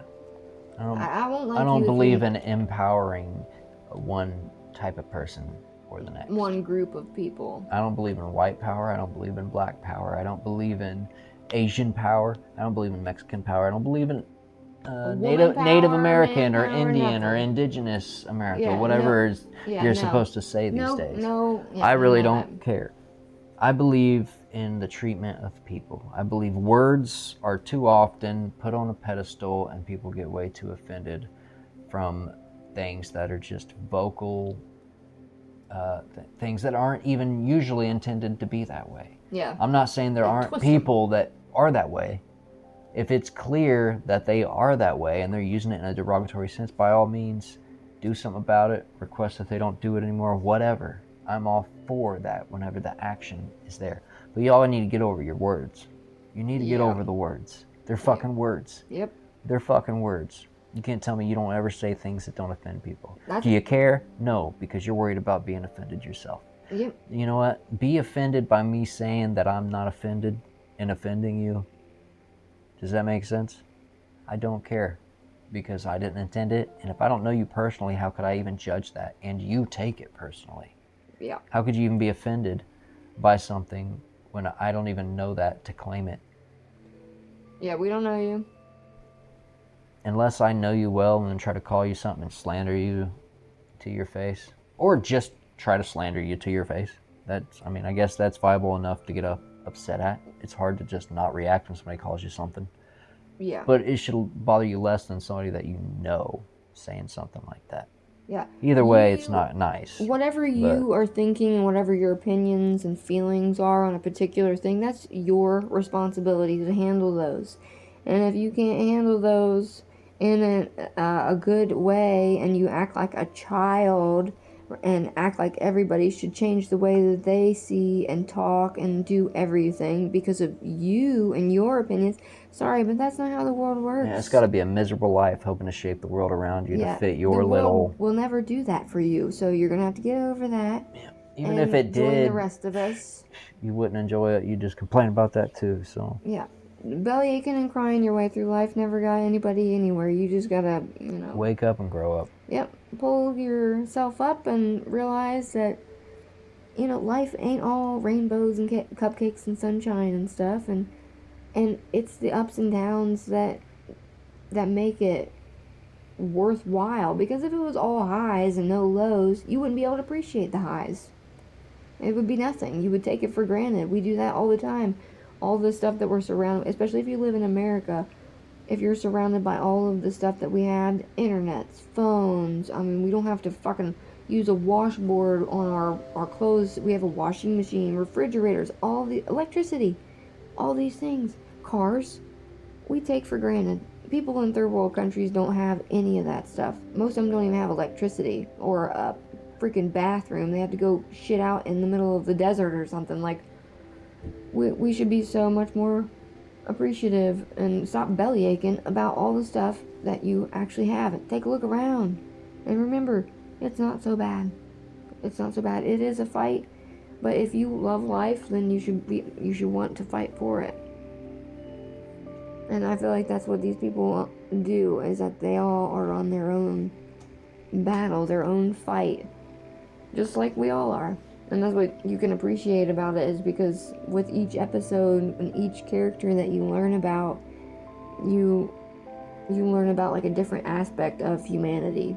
Whether it's, you know, Hurley with his bad luck and his overeating, and or Charlie and his drug addiction and, you know, his family issues. I feel like each of these characters, each of these people have something that we ourselves can relate to. And that's why it's such a great show. The humanity. Oh, the humanity. It's great. But we were just saying, quit your bitching. Nothing's ever meant to be offensive, and that's the way it is. If you take it that way, then turn it off and don't listen anymore. Yeah, I mean, there's a lot of morals to be had. We'll touch up on a few of those later. Yeah. But also the other thing that was going down when they met their first other, John Locke couldn't be part of that situation because they're walking through trying to find food initially, trying to find water, just exploring in general. And I can't remember what exactly happened, but him and Boone were walking through the woods, and it starts pouring down rain. It's getting late. He tells Boone to go back, or Boone says he wants to go back, one of those. And he's like, it's getting late, here, take this flashlight. John Locke goes to give Boone the flashlight, it falls from his hands, hits the ground, and you hear a clank. And they're like, what the hell is that? They both look at each other, look down, it's dark again, they got the flashlight on, they start digging. They find something in the dark, in the rain, and it's a door, or a hatch. It's what they commonly refer to as the hatch. And this is a huge turning point in Lost, because it provides them a hope as to, okay, so either somebody is here, or this is a place to stay, or what's in it, or who's in it, or somebody's been here. How can we open it? Like, it starts opening this whole new box of questions, so to speak. And so him and Boone decide this is going to be their thing. You know, they found something, they're excited about it, they really want to see what's in it, so they start excavating it. They start digging around it, over top of it. They're making a good dent in this. They spend a lot of time. Not telling anybody about it. Yep. And towards the, or at the very end of the season, they eventually get in.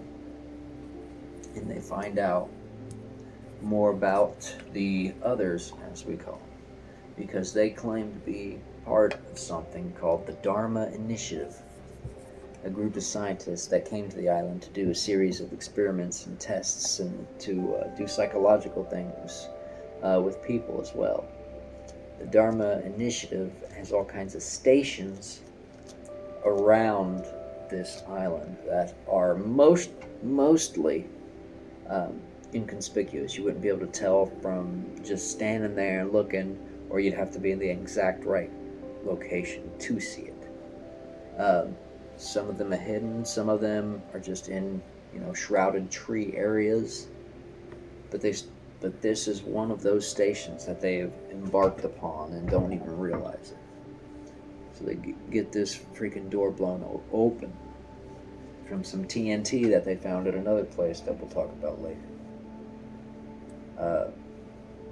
But they blow this door open, they get in, and very creepy vibes. They quickly realize, hey, I don't know if we should go down here. They had to lower a rope down because the ladder was broken.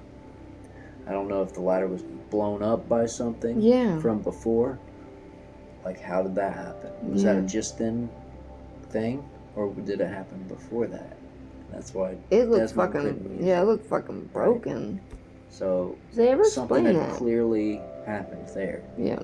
So they had to take huge rope, lower all the way down. I don't know how far it went down. It probably went down at least like 30, 50 feet or something, right? Oh, at least. Probably maybe like 100 feet. Like it's a pretty deep hole. It's very deep. But I don't know if it's quite 100 feet. No, that's probably not 100. It might be because the 30, back 40. exit is the double doors that lead out to the land. Speaking of that, I have a thing on my phone. I don't know where I got it. Take a short break. From... Yeah, use the bathroom. We will be right back. We are going to take a pee break. Anyway, I was reading, about the numbers and what their meaning is, right? They're the Valenzetti equation, the mathematical formula designed to predict the extinction of the human race. They are coefficients of the ballot. Yeah. Coefficients, what's that mean? I'm not sure what a coefficient is. A coefficient means they work together with something else. Yeah, I don't know. Like, what is a Math is so fucking confusing. So, ignore the word coefficient when it comes to those numbers. It's like I said, look up the Valenzetti equation. Because if it's a coefficient of the value, then that means there's something else to it. The Valenzetti, predict the date or time of the human race. Oh, it's fictional. Is a fictional mathematical. So they named it even though it's fictional. That's interesting. Developed by the fictional Princeton mathematician Enzo Valenzetti under secret commission. 4, 8, 15, 16, 23, 42. That name has to be a real person, right? Wouldn't you think? They named everybody else after actual people. Nope.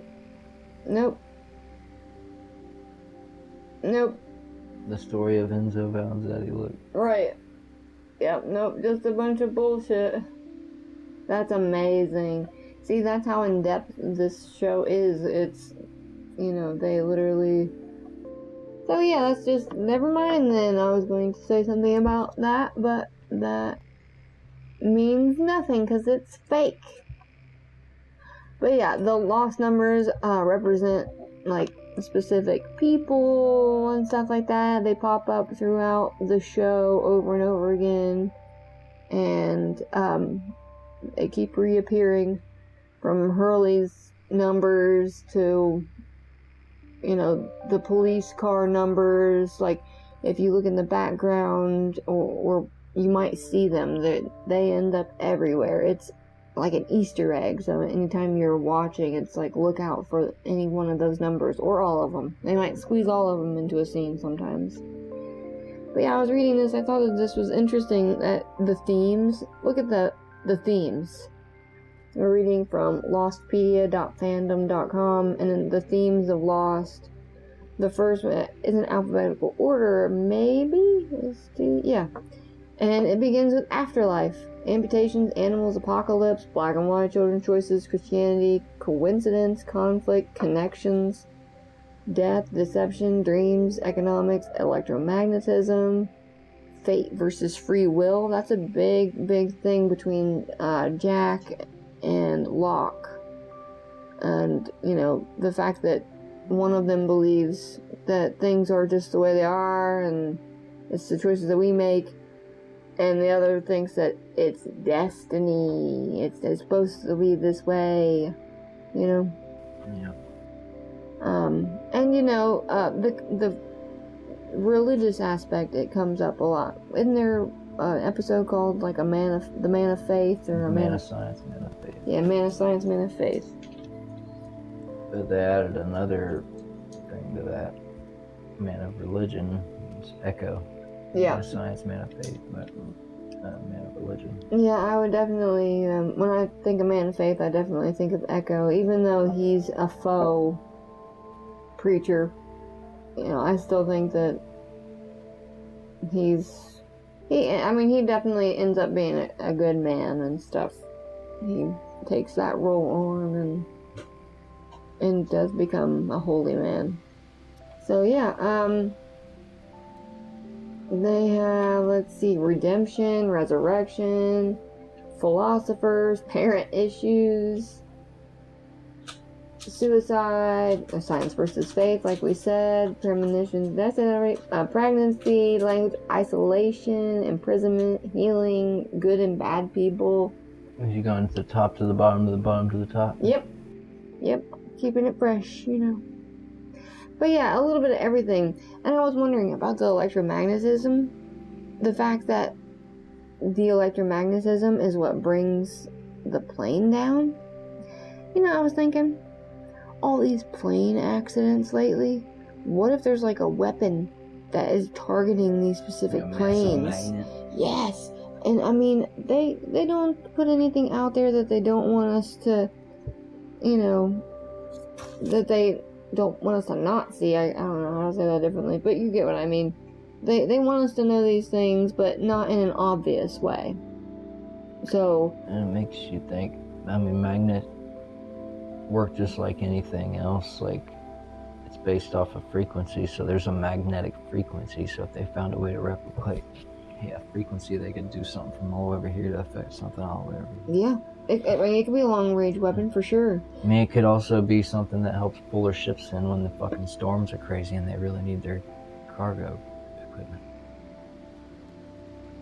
You mean what, for like the military or something? Or big businesses. That would be crazy. Have a magnet gun. It's like woo woo woo woo woo woo, and it just pulls the ship in. That would take a lot. That's what a tractor beam is. Huh. Magnetic frequency. Maybe. Yeah, that's interesting. But I was thinking about that earlier because I was watching that chronologically lost thing, and then, you know, the magnetics of the island start going all crazy, and then they're flying over it at the worst time, and as that's happening, bam, the plane fucking splits apart. And so I was thinking, I was like, well, that could totally, if they're showing us that magnetism can break apart a plane in this show, then who's to say that they don't already have a weapon out there like that is a magnetic weapon that could make these planes fall out of the sky like they have been? Yeah. I mean, they already have the death ray thing that Tesla invented. And then they have invented. like EMP like devices. I'm sure they have ones that can target, so that'd be another way to take them out. Yeah. Oh yeah, for sure. Hit the right frequency and turn off their electronics from afar. Yeah. Or, you know, they can just shuttle them in like that Malaysian Flight 380 or whatever, and, you know, gets surrounded by a... And they just freaking disappear. Fucking warps out of time and space. Crazy. We'll have to look at that more in the future. That is a wicked video. I'm surprised that hasn't been taken off the internet yet. But you mentioned... So, I feel like when they're that fuzzy, that they're like, they can't prove any of this crap. Right, they'll think it's fake. Oh, these days it could be AI. Well, that's just it. That's why they got it so real looking, because they want you to not be able to tell. That's the worst thing about AI and all of this stuff. AI and the drones. And yeah. So I feel like... You're not going to be able to tell anything what's real and what's not. Yeah. Evidence is going to be all objective. Yeah, I feel like... or subjective. There's so many plus sides to the internet, but the biggest downside is the deception. Anyway, well, before we took our potty break, you mentioned the Dharma Initiative, and I looked at the meaning of Dharma because, you know, that's an Indian word. It's a Buddhist word. Yeah. Yep. And so Dharma, karma, and there's one other one. Karma and... I say it starts with the S, but I could be wrong. That's what I was thinking, but I can't remember. But yeah, Dharma, in the Indian religion, the eternal and inherent nature of reality, regarded in Hinduism as a cosmic law underlying right behavior and social order. In Buddhism, the nature of reality regarded as a universal truth taught by the Buddha, the teaching of Buddhism, an aspect of truth or reality. All dharmas are forms of emptiness. That's interesting. But yeah, I thought that was interesting. So, what do you think? Why do you think that they named it that? The Dharma Initiative. Because they had all those stations around. If everybody had specific tasks to get a greater job done. Right. So they're testing the inherent nature of reality, basically. Yeah. Because of all of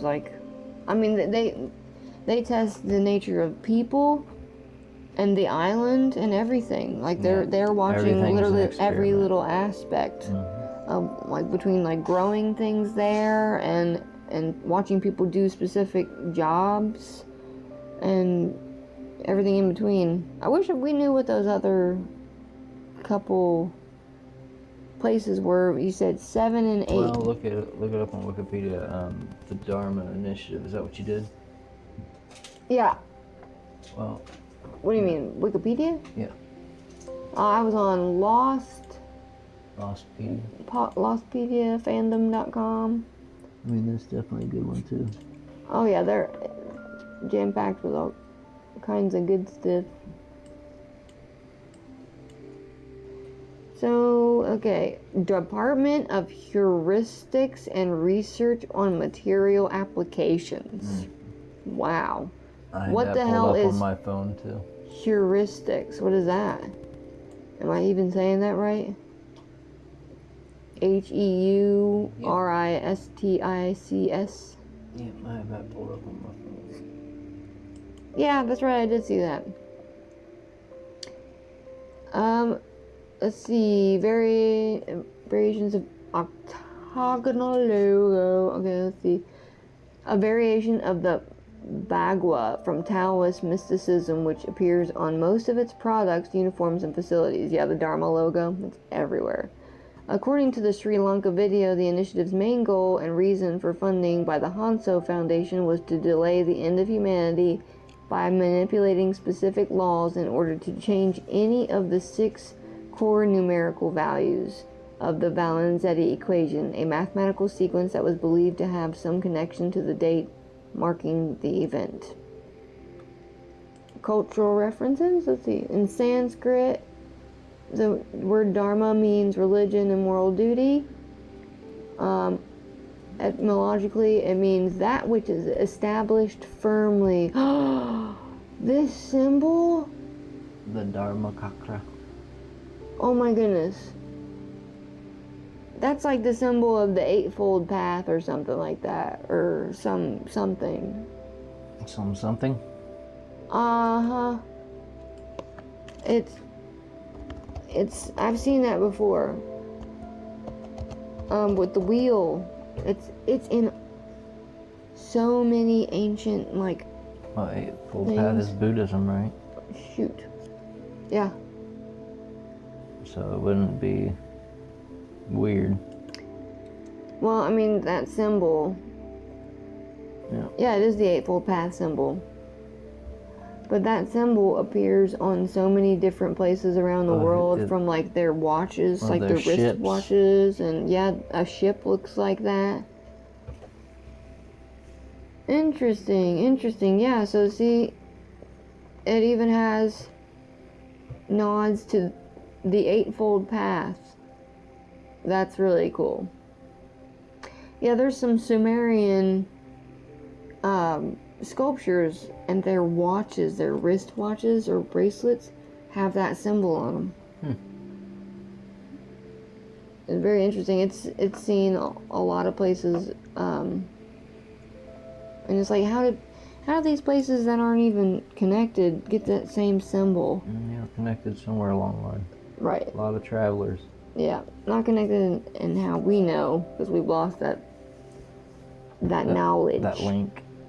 But yeah, so it has ties to a little bit of everything. The show talks about so many different things like spirituality and life and death, and it has you think about what actually makes things good or bad, what classifies something as good or bad, because that, I feel, is in the eye of the beholder for the most part. I feel like depending on where you stand, your perspective is going to be different on, you know, what you should do and what you shouldn't do.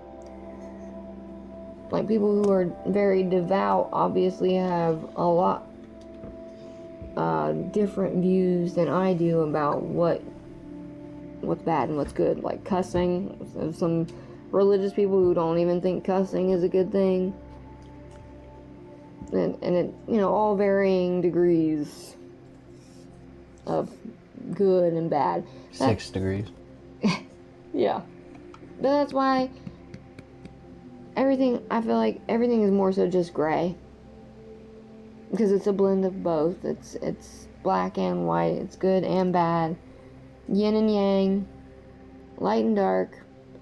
There is no true, wholly good person. 100% good person. They're 99.9% good, sure. But they still have that little sliver of darkness. And they just don't let it take them over, that's all. Like, you can think all the thoughts that you want, but your actions, they speak louder than your thoughts. And definitely speak louder than your words, too, so. The Dharma Initiative closely resembles the NICE, National Institute for Coordinated Experiments, from That Hideous Strength, the final volume of C.S. Lewis's Ransom trilogy. Both were scientific societies whose members believed lived and worked together, whose lower recruits believed their aims were purely noble and scientific, and whose upper echelons seemed to have knowledge of secret matters, and lost the energy beneath the orchid and swan in Lewis's book, The Macrobes, which they intended to exploit. Both groups did experiments on bears which escaped captivity when the group's activities collapsed, when purged by a group of people hostile to their aims who defended nature and objected to scientific exploitation. The names of both societies are acronyms which hint toward applied science. The acronym for Dharma is similar to DARPA, the acronym for the Defense Advanced Research Projects Agency, which funds classified and often quite exotic research for the United States government. Yeah, they do. During DJ Dan's 7-5 podcast, a listener by the name of Anthony called in saying that in the 70s his grandmother joined what he thought was a cult. He said the cult was called the Karma Imperative. What? Although he probably meant to say the Dharma Initiative, but simply misspoke the name. According to Anthony's story, his grandmother joined the Karma Imperative while attending the University of Michigan and was taken to an unknown location in the South Pacific and was never seen again, declared dead.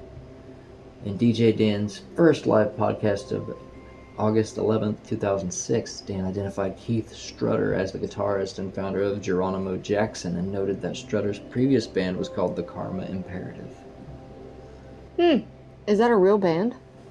Geronimo Jackson? I feel like I've heard of that. That's a lost thing. But is it real? It's fictional.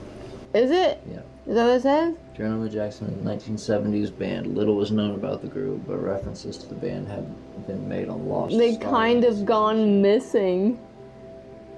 How crazy would it be if the band ended up on the island? Right? Right. The only named member of the band, as well as several other band members, have kind of gone missing. That's it. That's all they got. That's crazy. 16-year-old John Law. That's so cool. So it's just a completely made up. Yeah. So they just go all out. They put all kinds of details. But look, it says all producers Damon Lindelof and Carlton Coos seem to suggest that the band was real. They're a band not a lot of people have heard about. They just pressed one very obscure album in the mid to late 70s. Wait, what? They later claimed that the band made 2 albums and did most of their recording in the early 70s.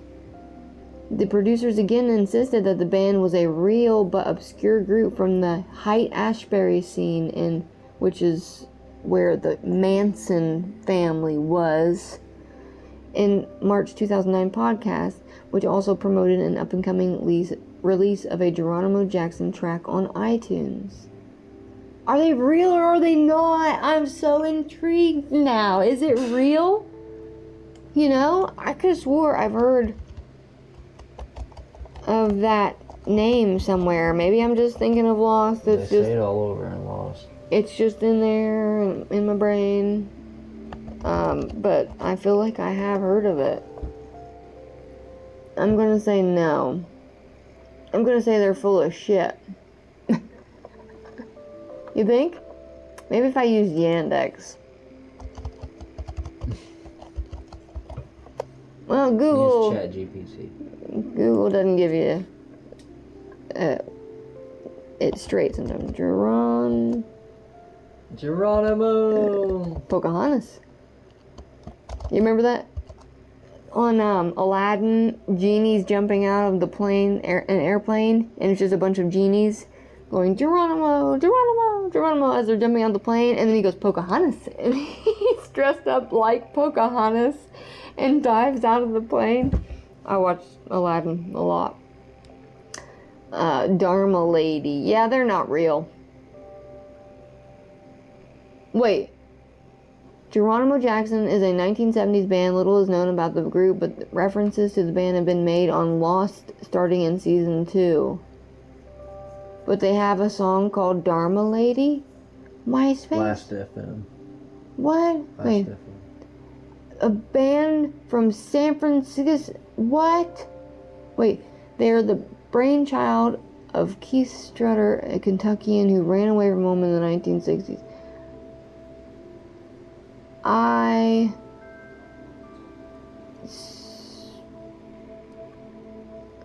Okay. Inner Tube, the game of the name Geronimo Jackson, was a little-known rock folk country band that had its heyday back at the waning of the Flower Power era. Yeah, and then it says, anyway, Geronimo Jackson seems to be a recurring reference in the show. T-shirts, posters, but most prominently in the scene below. Probably the scene with his shirt or whatever. And then another one, it's most comprehensive reference source for music on the internet. There's no entry for Geronimo Jackson. This band most certainly does not exist. And that's wikipedia.org. Why do people yell Geronimo when they jump? You know, it's this Native American man right here. Look it up. Geronimo, that was his name. I don't think that band was real. But man, they really... I don't think it was, but... They really, they like to mess with yeah, people. they really make you think it, don't they? Basically like Rose Red by Stephen King. You ever watch that movie? A very long time. Freaking creepy. And I first read the book, and it's supposed to be the diary. Oh, yeah, why? Geronimo while jumping is what I looked up. It says, occasionally used by jumping paratroopers or anybody about to jump from a great height. It attributed to Private First Class Aubrey Eberhart, a member of the parachute test platoon Fort Benning, Georgia, in the 1940s. On the eve of their first jump, the platoon decided to calm their nerves by spending the day before taking in a film at the main post theater. The day before taking in a film. And a night at the local beer garden. The film they saw was a Western featuring the Native American Geronimo. On the way back to the barracks, Eberhardt's comrades taunted him, saying that he would be too scared to remember his name. Eberhardt retorted, "Alright, damn it, I'll tell you jokers what I'm gonna do. To prove to you that I'm not scared out of my wits when I jump, I'm gonna yell, Geronimo, loud as hell when I go out that door tomorrow." Eberhardt kept his promise, and the cry was gradually adopted by the other members of his platoon. Nowadays, the tradition has been carried on by adventurous folk who jump off various other objects. A diving board, a bungee jumping cliff, a deck into a large pile of leaves. Well, that's cool. It literally just was a joke between a bunch of dudes, and they all caught on. Isn't that funny how that happens? One man says it, and then his buddies start saying it, and then their families 6 hear. degrees of separation with Yeah, sayings. right. Their families hear them say it, and so their and it just extends. It spreads like a disease. Yeah. It's so crazy. All because they saw a movie. That's neat. The 40s were a crazy time for the military. They were over here like addicted to ice cream and shit, having like ice cream boats following around and stuff, so they could get their fix.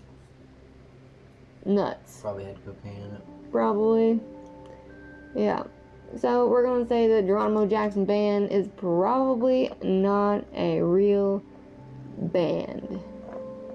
So, go figure. But it's funny because Lost does interweave a lot of real things. Like, did the Red Sox actually win the series? Is that real? Yeah. Did they really? Mm-hmm. And then they talk about George Bush getting elected. And obviously that really did happen, so I thought that was... Yeah, everything that she showed on that TV in that scene was real. Right. And I thought that was really neat that... So it's hard to tell. That's why it makes it difficult to know, wait, is that real? Or... Because they base so many things in fact, like the word Dharma. And, I mean, shoot, Geronimo Jackson sounds like a band name from the 70s, doesn't it? So, what else you got for us? Anything else you wrote down, or did you want to, down. There was like... Did you want to, like, tidy it up a bit and kind of do a conclusion, or let me ask you some questions? Ask me some questions. I looked up the meaning of the numbers. I was wondering if you thought they were where they were. Where do you think that they are? Do you think that they are in limbo, or do you think that that is actually an island, or do you think that they actually did die and this is the afterlife that they're in? I think everything that happened there. I think that all happened for them during that specific time frame. And then other sciencey things happened. Various things like time travel, and that other thing is more of an alternate dimension.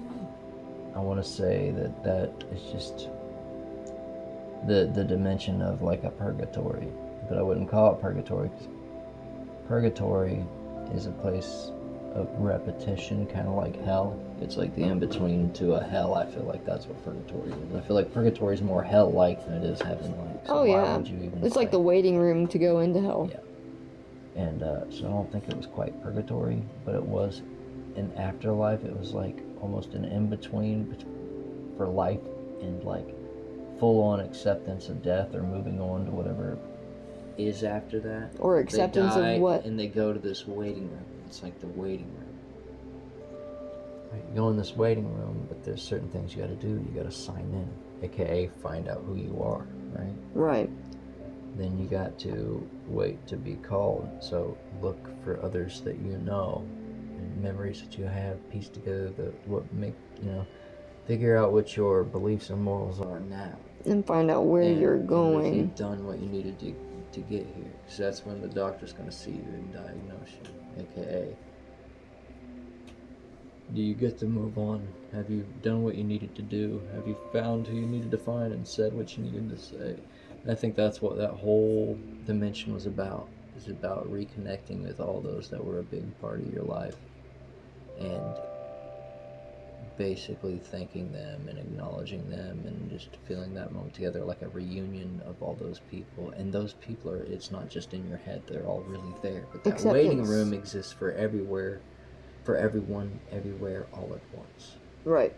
Because there's no such thing There's as no time. So Yes. it's all, so whether it just happened to you or it won't happen to them 30 years from now, when you go to this place, you're all just now getting there. Right. Because time, it doesn't matter. Yeah. It's all at the same time. That's the thing that can be confusing is the concept of time. Yeah. And the fact that there really is no such thing as time. We've only invented that just to keep track of and schedule our days around whatever it is that we have to do. And that's it. But in reality, there's no clock in the universe out there ticking away. Like, we're just going. It's just purely for the humans that the clock and time and the concept of that was invented. Because, I mean, the idea of simultaneous time, that's always mind-boggling. Yeah, it's always fascinating. It's fascinated. It's always fascinated me because to think that that's possible. I mean, they keep every time that they talk about dimensions, they add more. Every time I hear about it, it was like 8 dimensions have been discovered, 9 dimensions. Now it's like 13. I think it's infinite. Yeah, have been discovered. Infinite. It's just about the instruments that we have to be able to detect such a thing. What instruments are they using to even detect such a thing? Yeah. Is it the Hadron Collider or whatever? Or, like, what is it? I thought you said the Hydruncollider or whatever. The Hydruncollider? The Large Hadron Collider. What? A large hydro colander. Yep, that's what I said. What is it that they're using to detect such a thing? I don't know. All I can envision is just duplicate infinity mirrors, just like whoop, on forever and ever and ever, never ending. I don't think there is a beginning or an end. And it's inconceivable. It's inconceivable. It's unfathomable. Inconceivable. Without fathom. Yeah, our little brains can't wrap around something so big. We could be living on a speck of dust in the ass crack of a universal giant, and we'll never know. We'll never know. No wonder it always smells like duty. It'll be like Horton Hears a Who. Like Horton Hears a Who. Horton Hears a Who. We Horton Hears a Who, daddy. have no concept of how small we really are, how giant everything else is, and what nature and reality is actually made up of. It's all just speculation. It's not even made up of anything. Right. I mean, it's 99.9999999% space. Oh, what was it? I looked up if you took all of the empty space out of all of the people in the world and compressed everybody down, we would all fit into the size of a sugar cube. Now wrap your brain around that. Full density. We all 9 billion people could fit in the size of a sugar cube if we took all of the empty space. Almost said all the empty space between the atoms and the molecules. within the atoms, everything, that's because what I'm saying, all between that, the nucleus and the outside you of the gotta make atom. that clear to the listeners. Yeah, between the nucleus. Like, it's not like we think we could just crush ourselves. And go into between the nucleus and the edge of an atom is so much empty space. It's crazy. So if we just took the outside the and science smushed it doesn't up make against the sense nucleus, when you get on a molecular level. It's just like, man, all that did this. Yeah, You know? Quantum physics is crazy. So crazy. That's why I like Ant-Man and stuff, and how they kind of like showed. Yeah, how they show all that stuff. Time doesn't exist there, or it exists differently there. Like, it's just, it really is. It's mind-boggling. Time is. Yeah, time really is just an odd thing. I mean, simultaneous time, I really do believe that that's a possibility. The fact that the past and the present and the future are all right now. And every choice you make, it, goes off into a branch. You said yes to this, okay, well, we're going to the left over here. you know, and it just keeps tree branching on and on and on. Mind-boggling. It's mind-boggling. Right. Did you have anything else that you wanted to say? I just wanted to ask you if you thought that it was limbo, and if they actually did die, and you kind of answered all that. And, the flash sideways. Yeah, we should definitely. Well, that's what that was. Yeah. That's true. What that ended up being. Yeah, the flash sideways, which they came up with that term, didn't they? Yeah. Yeah, they came up with the term of flash sideways, and it's basically like looking at parallel realities and stuff. Could've, would've, should've. Yeah, they go through all that stuff in the show. Yeah, shoulda, coulda, woulda. What would have happened if so and so had gotten together rather than these other two people? You got time travel, you got alternate dimensions, you got life and death, monsters, Phantom Island, electromagnetism, Egyptian shit, like mythology and stuff. Shit. And I looked it up. Guess what date Lost aired on? Do you remember? 9/22. How do you remember that shit? Yeah, it's 2004. September 22nd. I told you that. September 22nd, 23rd, 24th. Like that. Those numbers pop up all over the place. I know. I had this conversation with you like a week or two ago. Even the like you were watching it, and I was like, "It's came out," and you're like, I was like, you know, like all the other stuff on 9/23. Most of the stuff. We were talking about Lost then? Yeah, we were watching it, and I said something about the date, and you were over here on the computer, so you probably didn't fully get all that. Yeah, maybe I didn't hear you. I mean, we've talked about that before, because that movie 23 with Jim Carrey. The number 23. And then there's Knowing with, I can't think of anybody's names right now. Nick Cage. It was September 22nd, 23rd, 24th, something like that. 23rd. Yeah. So it's just like that. September 23rd. Yeah, 23rd. It just that September. Very interesting. Wake me up when September ends. Wake me up when September gets to the 23rd. Yeah, no. But so yeah, I thought that was really weird that they aired on that day. Shoot, and maybe other places of the world they aired the next day. It was the 23rd. Damn it. No, probably not. But yeah, I found the Geronimo Jackson Dharma Lady song. For some reason it's starting in the middle of it. Not even at the middle, but... Oh. Dharma lady, how you been? Are we lovers? Are we just friends? I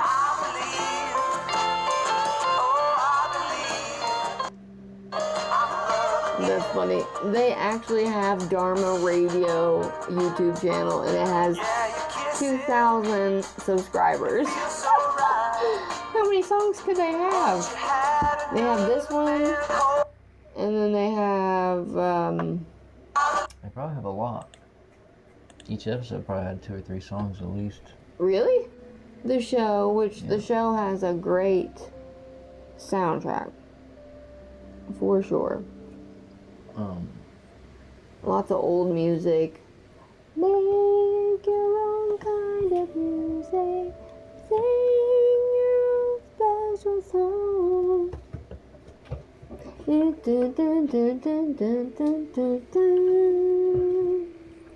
Good stuff. Good stuff. But it's very difficult to go into a lot of detail without giving over saturated. Yeah, and giving too much away. Definitely have to check it out. It's a wonderful, wonderful show. I mean, it came out in 2004, but hopefully people will start watching it again and give it a go. I feel like a lot of the late 90s, early 2000s stuff is coming back in style these days anyway, so maybe the young 20-somethings will give it a shot, hopefully. I mean, if you're into all this kind of stuff, it's definitely worth it, because even though at first it just seems like it's gonna be people living on an island and just like freaking Gilligan's Island over here, it's nothing like that. Nothing like Unless that. you like Gilligan's Island, then it's exactly like that. I like Gilligan's Island. Yeah. I mean, you know, if No, it's they not. might not even know what Gilligan's Island is.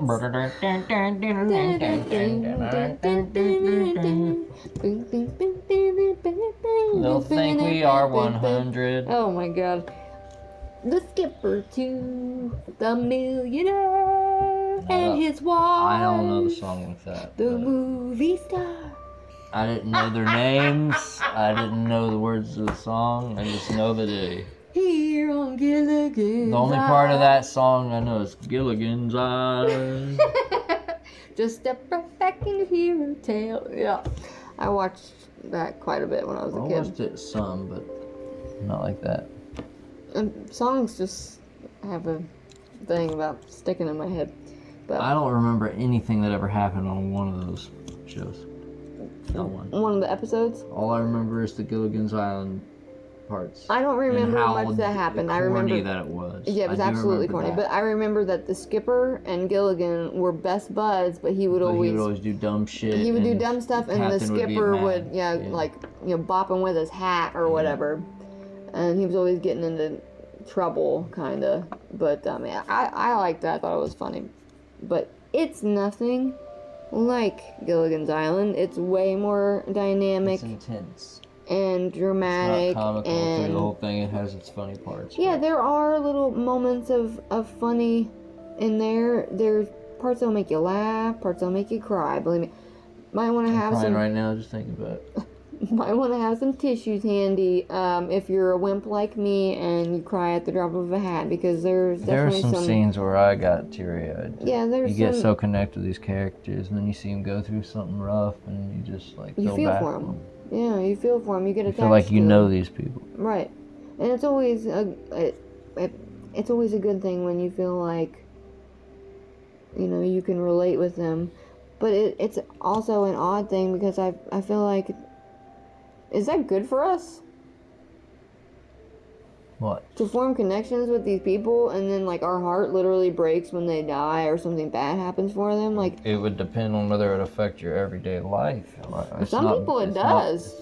Did you hear about Well, that then those thing where people need to not watch TV or train themselves not to there feel was that like way. a Pandora depression or something that people had after watching Avatar because they wanted to live on that planet. That's funny. It was like Avatar depression or That's just Pandora new age depression. nerds for you. Yeah. Definitely can't let it take you over like that. But I always wondered that because sometimes when I feel like I watch a certain type of movie, it really weighs on me.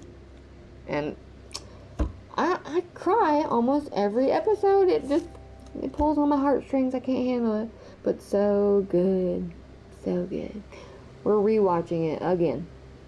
We're trying to make it a thing to rewatch the series once a year. And we haven't gotten through it all yet.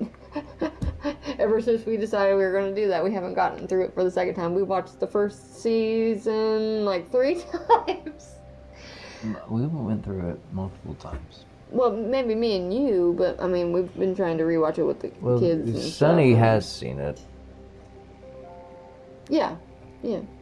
Sonny has seen it all the way through. Well, I just mean multiple times. Yeah. Unlike you, you've seen She it. said it's been a while. She needs a refresher. Oh yeah, you've seen it too many times to count through and through. Like from the first to is it 7 seasons or 8 seasons? It's 6. Is it 6? Yeah. That's right. Too bad. But yeah, definitely give it a shot. Is there anything else that you want to say? Anything else that you wanted to touch up on? No, not without going into great detail again. I mean, like I said, I got other things, but it's stuff that would need delving into more. There's a bunch of little things like that. But time travel's a big thing that happens. And there's a lot of things to talk about there, including Desmond and constants and variables. Well, apparently Penny is the constant, right? I thought it was him. I always thought it was him because of like him popping up. But no, that's right. I forgot it was her for him. Yeah. Kind of like Inception. Have something that ties you Something to down hold to on remain you of where you're at, what's real. Yeah, to remind you of what's real. Yeah. Yeah. Yeah. Something that's familiar in both places. But okay, well, that is all for now, and we are all over the place. We're on Facebook, Instagram, TikTok. Though On your street corner. I need to post more on there. It's difficult doing all the social networking stuff and keeping everything. Socially networked. Keeping track of everything. And so I mean, and we also have a Discord server. So if anybody wants to jump over there and have a chat and talk about stuff, then please do so. But with all that being said, just remember one thing: question everything and embrace the quest. Goodbye, guys.